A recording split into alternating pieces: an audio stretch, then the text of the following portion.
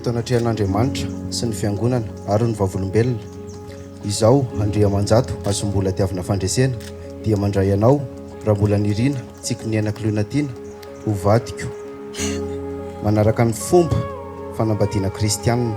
Ho tianao aho ary amelona anao, eny mihoatra izany ary raha tsy ny fahafatesana no ampisaraka antsika. Amin'ny anaran'Andriamanitra ny anakinana izany ahatanterako izany rehetra izany. Amen.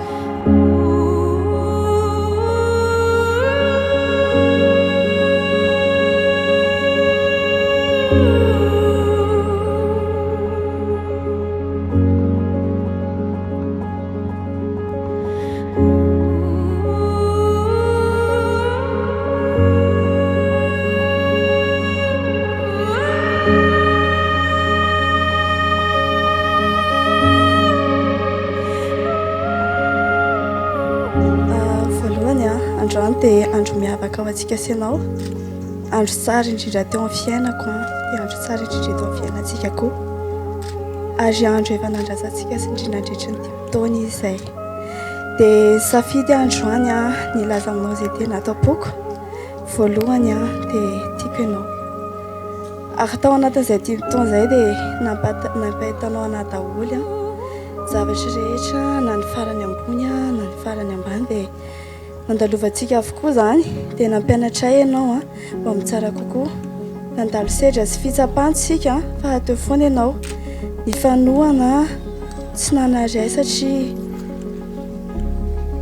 minao hoe tianako ianao na le mafikarena raha dia foandre.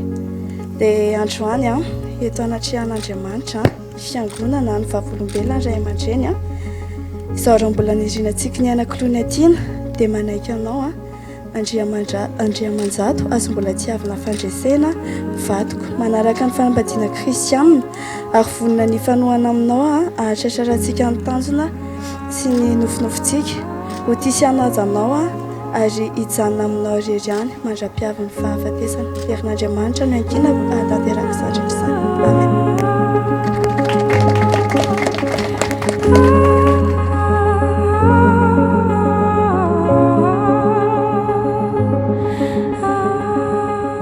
Eto anatrehan'Andriamanitra ary amin'ny foko manontolo no anolorako anao an'ity peratra ity ho marika sy ho fahatsiarovana fa efa napakoranao ho vadiko.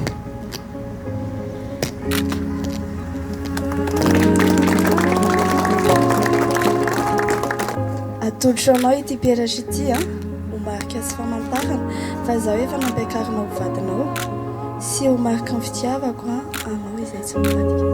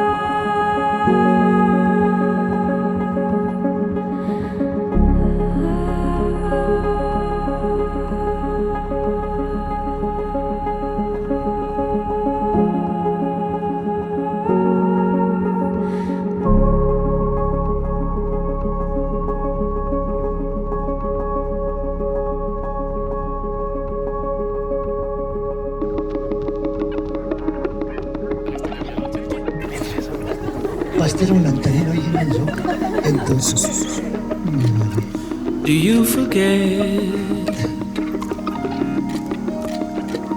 where you came from? Do you forget the life you came from?